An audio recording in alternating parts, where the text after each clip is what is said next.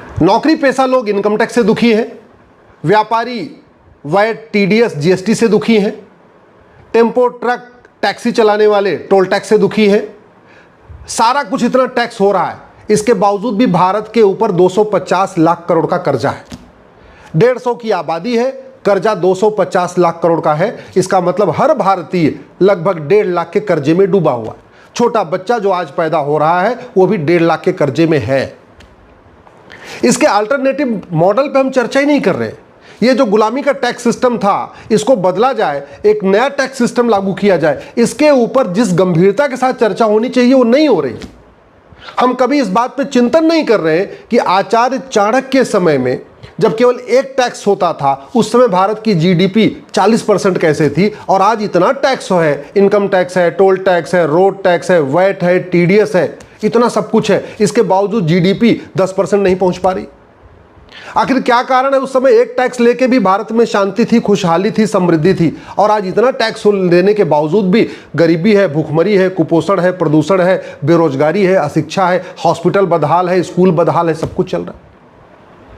अगर अब हम अल्टरनेटिव मॉडल पे नहीं सोचेंगे तो भारत धीरे धीरे बर्बादी की तरफ चला जाएगा।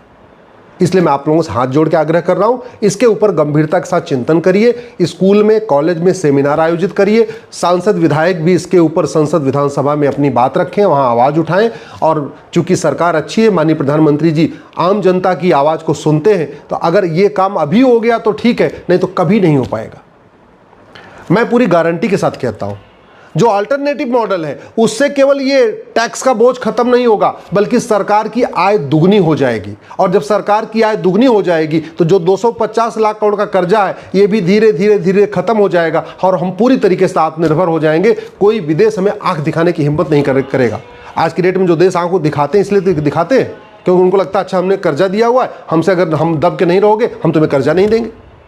तो ये चाहे वर्ल्ड बैंक है, चाहे और जो दुनिया भर के देश है, मैं नाम नहीं लेना चाहूँगा, ये आंख दिखाना छोड़ देंगे जिस दिन हम कर्जे से बाहर निकल जाएंगे। और ऐसा मॉडल है हमारे पास जिससे कर्जे से बाहर निकल सकते।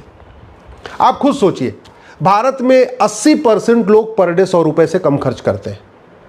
मात्र 100 रुपये से कम खर्च करते हैं 80% लोग। आप भी अपने घर में कल्पना कर लीजिए कि अगर आपके घर में 5 लोग हैं तो आपके घर में पर डे वो जो 5 लोग मैक्सिमम कितना कितना खर्च करते हैं। फिर आपको समझ में, अच्छा हाँ 100 रुपये से कम ही तो हम भी खर्च करते हैं। अगर जब 100 रुपये से 80% लोग 100 रुपये से कम खर्च करते हैं और जो 20% पर डे 100 रुपये से ज़्यादा खर्च करते हैं उनके पास एटीएम, पेटीएम, भीम, UPI, debit card, credit card है, फिर 100 रुपये से बड़ी नोट की ज़रूरत क्या है? आज की डेट में 130 करोड़ आधार बन चुका है, 250 करोड़ टोटल बैंक खाते खुल चुके हैं, 55 करोड़ तो जनधन खाते खुले हैं। जनधन खाता ईडब्ल्यूएस बीपीएल का खुलता है, गरीब का खुलता है, जिसके पास कोई जमीन नहीं है उसका खुलता है। जनधन खाता किसान और मजदूर का खुलता है। आज की डेट में 12 करोड़ से ज्यादा लोग सीधे सीधे केंद्र सरकार से जो किसान सम्मान निधि आती है उसको ले रहे हैं।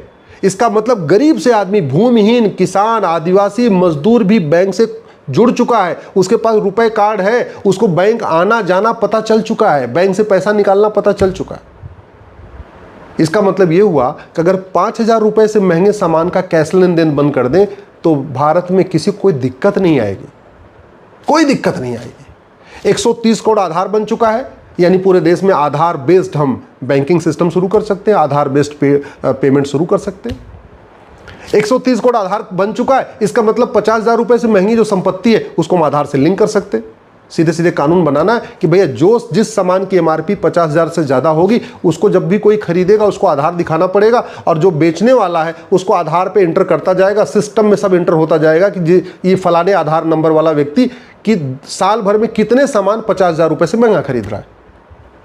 अगर हम कानून बना दें कि 5,000 रुपये जिस सामान की एमआरपी है उतना तो आप कैश में खरीद सकते हैं, लेकिन जिस सामान की एमआरपी 5,000 से ज़्यादा है, बिजली का बिल 5,000 से ज़्यादा है, ट्रेन का टिकट 5,000 से ज़्यादा है, फ्लाइट का टिकट 5,000 से ज़्यादा है, होटल का बिल 5,000 से ज़्यादा है, पेट्रोल आपने 5,000 से ज़्यादा किया, वहाँ पे आप कैश नहीं दे सकते, आपको ऑनलाइन करना पड़ेगा, तो भी किसी दिक्कत नहीं आएगी। पेट्रोल पंप तो इनफैक्ट 100% आप कैशलेस कर सकते हैं। क्यों? क्योंकि जिसके पास भी स्कूटी है, जिसके पास गाड़ी है, जिसके पास कार है, उसके पास UPI, ATM, Paytm, debit card, credit card कुछ न कुछ तो होता ही होता है। इसलिए पेट्रोल पंप को 100% कैशलेस किया जा सकता है। अब आप कहेंगे सब कुछ कैशलेस कर देंगे तो साइबर फ्रॉड बढ़ जाएगा। हाँ, साइबर फ्रॉड बढ़ जाएगा तो उसके लिए आपको भारतीय न्याय संहिता में एक चैप्टर जोड़ना पड़ेगा, offence related to cheating, fraud, forgery. और चीटिंग, फ्रॉड, फोर्जरी करने वालों को, साइबर फ्रॉड करने वालों को फांसी देने के लिए कानून बनाना पड़ेगा। और एक और नार्को पॉलीग्राफ ब्रेन मैपिंग कानून बना दिया और झूठ को गंभीर अपराध घोषित कर दिया, जुडिशियल चार्टर लागू कर दिया, साल भर के अंदर फांसी होगी। मैं कह रहा हूं चीटिंग, फ्रॉड, फोर्जरी बंद हो जाएगी, साइबर फ्रॉड बंद हो जाएगा। आप कहेंगे 130 करोड़ आधार है, इसमें बहुत सारे फर्जी आधार भी हैं। तो फर्जी आधार इसलिए बना हुआ है क्योंकि फर्जी आधार बनाना और फर्जी आधार बनवाना गंभीर अपराध नहीं है। तो बीएनएस में एक चैप्टर जोड़ दिया जाए, जो फर्जी डॉक्यूमेंट बनाएगा या बनवाएगा उसको 10 से 20 साल सजा होगी, और उसने झूठ तो नहीं बोल रहा है, उसके पकड़ने उसके लिए नार्को पॉलीग्राफ ब्रेन मैपिंग कानून होगा। मैं कह रहा हूँ फर्जी आधार भी बनने बंद हो जाएंगे, फर्जी डॉक्यूमेंट भी बनने बंद हो जाएंगे। सरकार केवल इतना कर दे, 100 रुपए से बड़ी नोट बंद कर दे, 5,000 रुपए से महंगे सामान का कैश लेन देन बंद कर दे, 50,000 रुपए से महंगी प्रॉपर्टी को आधार से लिंक कर दे, और इसी बीएनएस में एक चैप्टर जोड़ दे, ऑफेंस रिलेटिंग टू करप्शन। और जिसके पास भी काला धन मिले, जिसके पास बेनामी संपत्ति मिले, जिसके पास भी आय से अधिक संपत्ति मिले, उसकी 100% संपत्ति जब्त करके, नागरिकता खत्म करके उसको आजीवन कारावास, फांसी देना शुरू किया जाए। मैं कह रहा हूं भारत में एक तो सरकार का खजाना भर जाएगा, दूसरा अराजकता खत्म हो जाएगी, भ्रष्टाचार खत्म हो जाएगा, और इतना जितना जातिवाद, भाषावाद, क्षेत्रवाद जितना सब चल रहा है ये भी खत्म हो जाएगा। सबसे बड़ी बात, सरकार की आय डबल हो जाएगी। अब आप सोच रहे होंगे कि इनकम टैक्स खत्म हुआ, टोल टैक्स खत्म हुआ, रोड टैक्स खत्म हुआ, वैट खत्म हुआ, टीडीएस खत्म हुआ, तो सरकार की आय डबल कैसे हो जाएगी जब टैक्स ही नहीं देंगे। तो कमाने पे कोई खर्च नहीं देना है, कमाने पे कोई टैक्स नहीं देना, खर्च करने पे टैक्स देना है। अभी हम लोग जीएसटी देते हैं ना, किसी पे 5% देते हैं, किसी पे 18% देते हैं, किसी पे 28% देते हैं, अलग अलग रेट का अलग अलग जीएसटी है। इनकम टैक्स भी देते हैं, पहले कमाई पे टैक्स देते हैं, फिर खर्च करने पे भी टैक्स देते हैं।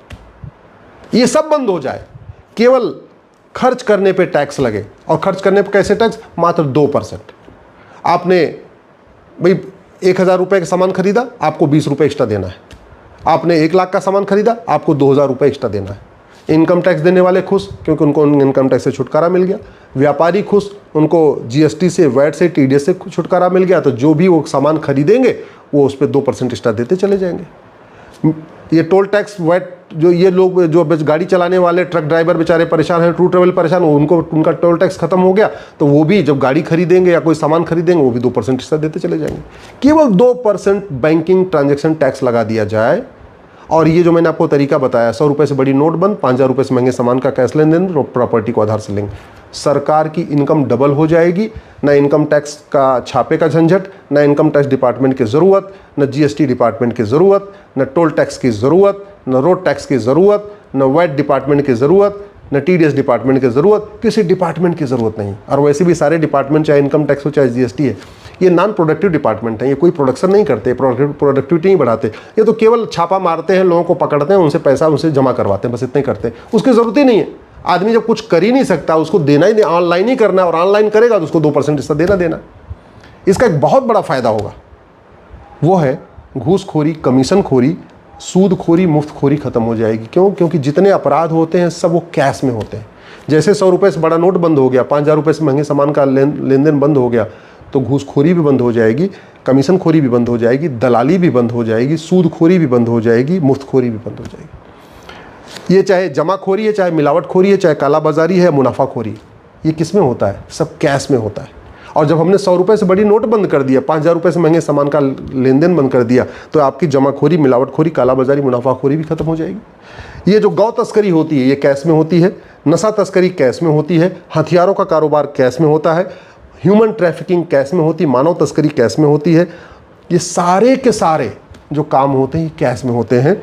आपकी जासूसों की फंडिंग कैश में होती है, गद्दारों की फंडिंग कैश में होती है, आपकी जो ये जाति भाषा क्षेत्र का लोग जहर घोलते हैं उनको भी कैश में फंडिंग होती है, जो माओवादियों नक्सलियों की फंडिंग कैश में होती है, अलगाववादियों और आतंकवादियों की फंडिंग कैश में होती है, लब जिहाद की फंडिंग कैश में होती है, लैंड जिहाद की फंडिंग कैश में होती है, घुसपैठ जिहाद की फंडिंग कैश में होती है, धर्मांतरण की फंडिंग कैश में होती है, मजहबी उन्माद फैलाने की फंडिंग कैश में होती है, पत्थरबाजों की फंडिंग कैश में होती है। तो जब 100 रुपये से बड़ी नोट बंद हो गया तो ये सारे अपराध भी खत्म हो गए। इसी तरीके से चोरी डकैती बंद हो जाएगी, क्योंकि लोगों के पास कैश ही नहीं है। तो ले जाओ एटीएम पेटीएम चुरा के ले जाओ, और एटीएम पेटीएम चुरा के निकालोगे भी तो कैसे निकालोगे, कहाँ क्या करोगे। इसी तरीके से जो हवालाबाजी होती है, कबूतरबाजी होती है, पत्थरबाजी होती है, तोलाबाजी होती है, ये भी कैश में होती है। हमारे पूर्वज कहते थे ना, न रहेगा बांस न बजेगी बांसुरी। बांस क्या है? कैश। कैश खत्म, बांसुरी खत्म। कैश खत्म, अपराध खत्म। कैश खत्म, अपहरण खत्म। कैश खत्म, आतंकवाद खत्म, अलगाववाद खत्म। और सबसे बड़ी बात, देश का खजाना बढ़ जाएगा। इसलिए मैं आपसे आग्रह कर रहा हूँ, ये विषय आपको थोड़ा सा अकल्पनीय लग रहा होगा, ये विषय आपको लगता होगा अरे नहीं हो सकता। अरे हो सकता है, 100% हो सकता है, बहुत आसानी के हो सकता है। और आज की डेट में हो सकता है, पहले नहीं हो सकता था। पहले लोगों के पास बैंक खाते नहीं थे, पहले इतना डिजिटल हुआ नहीं था। ये जो डिजिटल इंडिया आ गया है, अब ये हो सकता है, क्योंकि यूपीआई इतना पॉपुलर हो चुका है, इतना ट्रांजैक्शन हो रहा है। अब पेट्रोल पंप 100% कैशलेस हो सकता है। जिसके पास गाड़ी है वो स्वाभाविक सी बात है डिजिटल पेमेंट कर सकता है। एयर टिकट 100% कैशलेस हो सकता है। रेलवे का टिकट 100% कैशलेस हो सकता है। खासतौर पे चलो चालू वाला टिकट हम फिर भी कैश में रखें, लेकिन जो रिजर्वेशन वाला टिकट है, चाहे वो स्लीपर हो, चाहे थर्ड एसी हो, चाहे सेकंड एसी, चाहे फर्स्ट एसी, 100% कैशलेस हो सकता है। बिजली का बिल जो लोग दे रहे हैं 100% कैशलेस हो सकता है। फ़ोन का बिल 100% कैशलेस हो सकता है। नगर निगम का बिल 100% कैशलेस हो सकता है। तो भारत में 90% ऐसे डिपार्टमेंट हैं जो 100% कैशलेस हो सकते हैं। चाहे वो PWD डिपार्टमेंट हो, चाहे वो रेलवे हो, चाहे एजुकेशन डिपार्टमेंट हो, चाहे हेल्थ डिपार्टमेंट हो, ये सब 100% सारी अदालतें 100% कैशलेस हो सकती हैं। District court, high court, supreme court 100% cashless हो सकती है। इसलिए मैं आपसे आग्रह कर रहा हूँ, इस विषय को उठाइए, इस पर यूनिवर्सिटी में, कॉलेज में कार्यक्रम आयोजित करिए, चर्चा आयोजित करिए। सांसद विधायक महोदय से आग्रह करिए वो संसद विधानसभा में उठाएं। ये 1 नेशन 1 टैक्स हो गया ना, मैं कह रहा हूँ भारत में 50% समस्याएं खत्म हो जाएंगी और वास्तव में भारत विश्व गुरु बनेगा। वास्तव में भारत में राम राज्य आएगा। वास्तव में जो हमारे गुरु गोलवलकर जी चाहते थे, जो छत्रपति शिवाजी महाराज चाहते थे, जो दीनदयाल जी चाहते थे, जो बाबा साहब अम्बेडकर चाहते थे, उनका सपना उससे साकार होगा, ये 1 नेशन 1 टैक्स लागू किया जाए तो।